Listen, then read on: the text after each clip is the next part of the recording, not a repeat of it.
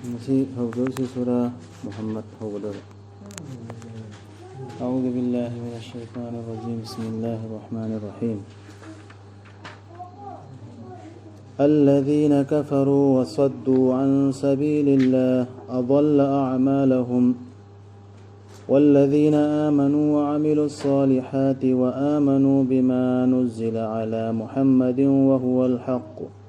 وهو الحق من ربهم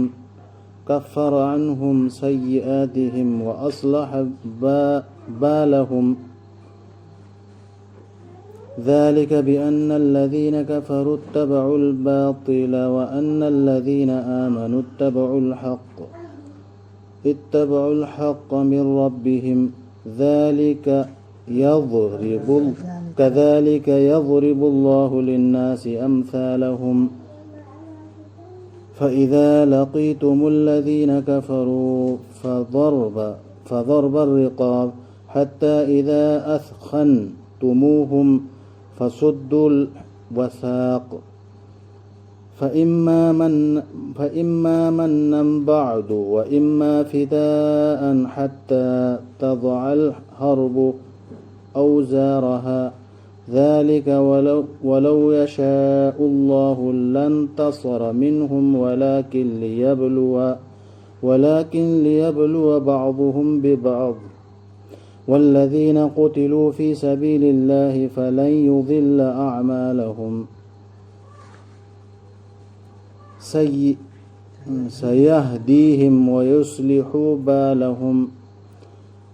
ويدخلهم الجنة عرفها لهم يا أيها الذين آمنوا إن تنصروا الله ينصركم ويثبت أقدامكم والذين كفروا فتعسا لهم وأضل أعمالهم ذلك بأنهم كرهوا ما أنزل الله فأحبط أعمالهم أفلم يسيروا في الأرض فينظروا كيف كان عاقبة الذين من قبلهم دمر الله عليهم وللكافرين أمثالها.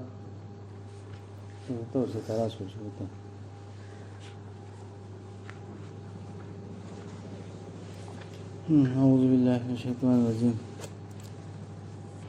ꯊꯥꯖꯗꯕꯁꯤꯡ ꯑꯃꯁꯨꯡ ꯑꯜꯂꯥꯍꯒꯤ ꯂꯝꯕꯤꯗꯒꯤ ꯃꯤꯕꯨ ꯊꯩꯗꯣꯛꯄꯁꯤꯡꯗꯨ ꯃꯥꯅ ꯍꯥꯏꯗꯤ ꯑꯜꯂꯥꯍꯅ ꯑꯔꯦꯝꯕ ꯇꯥꯍꯜꯂꯒꯅꯤ ꯃꯈꯣꯏꯒꯤ ꯊꯕꯛꯁꯤꯡꯗꯨ. ꯊꯥꯖꯗꯕ ꯑꯃꯁꯨꯡ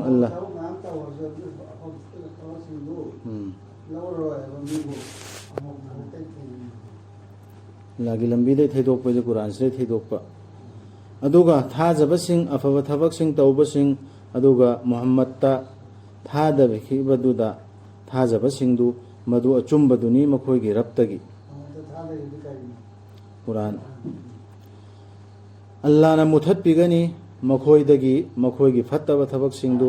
ꯑꯃꯁꯨꯡ ꯐꯒꯠꯍꯟꯕꯤꯒꯅꯤ ꯃꯈꯣꯏꯒꯤ ꯐꯤꯕꯝ. ꯑꯜꯂꯥꯍꯅ ꯃꯨꯊꯠꯄꯤꯒꯅꯤ ꯗꯨꯅꯤꯌꯥꯁꯤꯗ ꯑꯣꯏꯔꯣ ꯑꯥꯗ ꯑꯣꯏꯔꯣ ꯃꯥꯒꯤ ꯐꯠꯇꯕ ꯊꯕꯛ ꯑꯣꯝꯗ ꯆꯪꯒꯗꯕ ꯑꯗꯨꯗꯩ ꯊꯩꯗꯣꯛꯄꯁꯨ ꯑꯣꯏꯕ ꯌꯥꯏ. ꯊꯩꯗꯣꯛꯑꯒ ꯑꯐꯕꯔꯣꯝꯗ ꯑꯐꯕꯒꯤ ꯋꯥꯈꯜ ꯂꯥꯛꯍꯟꯕ ꯑꯐꯕꯔꯣꯝꯗ ꯃꯥꯒꯤ ꯐꯤꯕꯝꯗꯨ ꯐꯒꯠꯍꯟꯕ.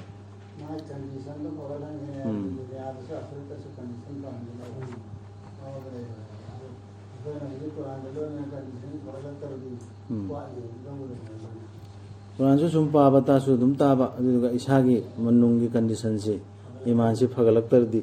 ꯑꯩꯅ ꯈꯪꯉꯤꯕ ꯄꯥꯔꯤꯕ ꯀꯨꯔꯥꯟꯁꯤ ꯀꯔꯤꯅꯣ ꯍꯥꯏꯕꯗꯨ ꯆꯦꯛ ꯇꯧꯕꯗꯨ ꯏꯃꯥꯟ ꯆꯦꯛ ꯇꯧꯕꯗꯨ ꯃꯗꯨ ꯊꯥꯖꯗꯕꯁꯤꯡꯅ ꯇꯨꯡ ꯏꯟꯕꯒꯤꯅꯤ ꯑꯣꯏꯗꯕꯒꯤ ꯑꯗꯨꯒ ꯊꯥꯖꯕꯁꯤꯡꯅ ꯇꯨꯡ ꯏꯟꯕꯒꯤꯅꯤ ꯑꯆꯨꯝꯕꯗꯨꯒꯤ ꯃꯈꯣꯏꯒꯤ ꯔꯕꯇꯒꯤ. ꯑꯁꯨꯝꯅ ꯄꯔꯃꯥꯟ ꯇꯧꯕꯤꯕꯅꯤ ꯑꯜꯂꯥꯍꯅ ꯃꯤꯑꯣꯏꯕꯗ ꯃꯈꯣꯏꯕꯨ ꯆꯥꯡꯗꯝꯅꯕꯒꯤ.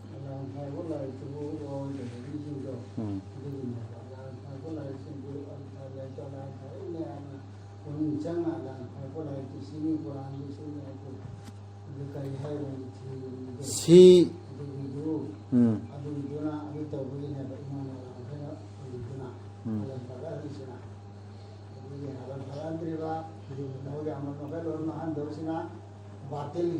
batil matung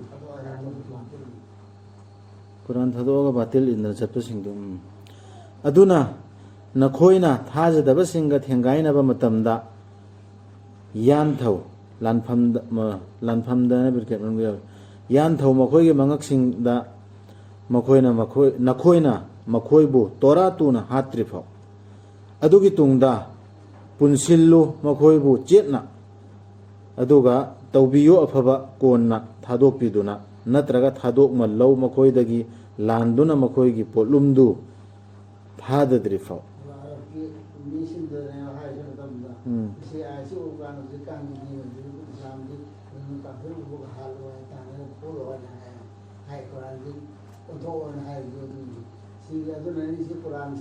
Kanada thar ko kam do han nabi shi la thi si ya thi nabi shi ta la thana ma ko de base tore li bo ari na te ya mara to hukum shi yaw ba yaw di hukum na ma dunya pa no to ka fatal lin nas ye vishi do ko ha ba ma arsal na ka ila rahmatal lin nas ye ya ti na utne ba thari si rasul si quran si adu bo han ba theng na ba di kha tab ti kana wo hi lam do hi man अभी लंबी वाली के बिदाई या Korla को काफी मगर पुल्ले को पूरो आठ कार वाली के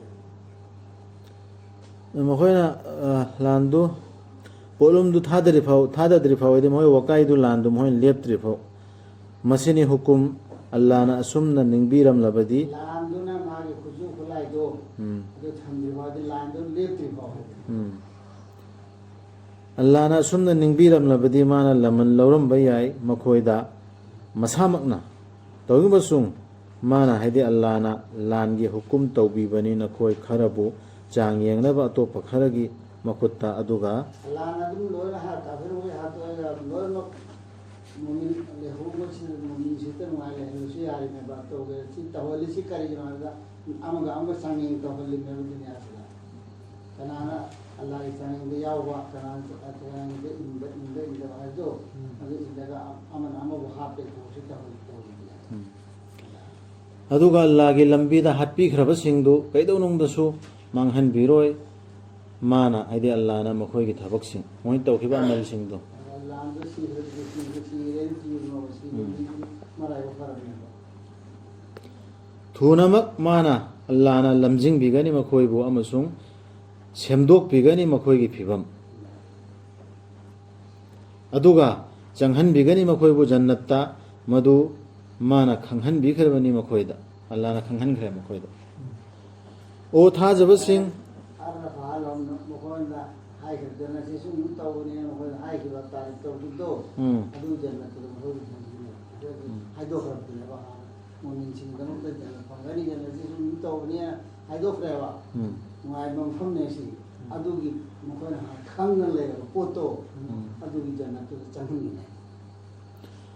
Ô tha jaba sing na khoi na Allah bu teng bang la badi, mana su teng bang bigani na khoi bu amasung, jet han bigani na khoi na khong sing. Na hai bông in là gì, là Khong pham sing. Allah bu teng bang bay dia lagi din ki ma teng bang, Quran ki ma teng bang. Islam की मतें पानी अल्लाह की मतें पांगो तो है अल्लाह हकाम दी जिंदगी ना अदुबु थाजदब सिंगदुदी मखोयगिदी अवाबिनी अरेंबा ताहनगनी माना मखोयगी थबक सिंग मधु मखोयना तुकत चखिबगिनी अल्लाह ना थादखिबदु अदुना माना हैदि अल्लाह ना कानदब ओहेन खरबनी मखोयगी थबक सिंग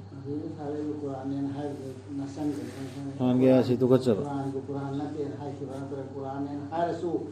Quran tu anjalallah si Quran tu netro anjalallah ho alan thar par sundar thar pose masih si tu kacau tu kacau ye na macam hai dasu adu betul ni amal tahu doa dia adu kari hai berti adu tu kacau ko koi dabra makhoina pithri thakta aduga उद्रिब्रा करी पोलोय ओइखबगे हाइबदु मकोयगी ममांगदा लेरंबा सिंगदुगी अल्लाहना मांगहन Kharbani pot खुदिंग मकोयगी मथक्ता अदुगा थाजदब सिंगिसु ꯃꯗꯨꯒ ꯃꯥꯟꯅꯕ ꯄꯣꯂꯣꯏꯅꯤ ꯍꯧꯖꯤꯛꯁꯨ ꯊꯥꯏꯗꯣ ꯃꯤꯅ ꯇꯧꯔꯛꯑꯗꯤ ꯃꯥꯡꯍꯟ ꯃꯥꯡꯍꯜꯂꯤꯕꯗꯣ ꯑꯗꯨꯃꯥꯏꯅ ꯊꯥꯒꯗꯕ ꯃꯤꯁꯤꯡꯅ ꯇꯧꯔꯛꯑꯗꯤ ꯃꯈꯣꯏꯁꯨ ꯃꯥꯡꯍꯟꯗꯕ ꯍꯧꯖꯤꯛꯁꯨ ꯃꯥꯡꯒꯅꯤ ꯁꯤꯐꯥꯎ ꯇꯧꯔꯁꯦ ꯍꯥꯏꯕ꯭ꯔꯥ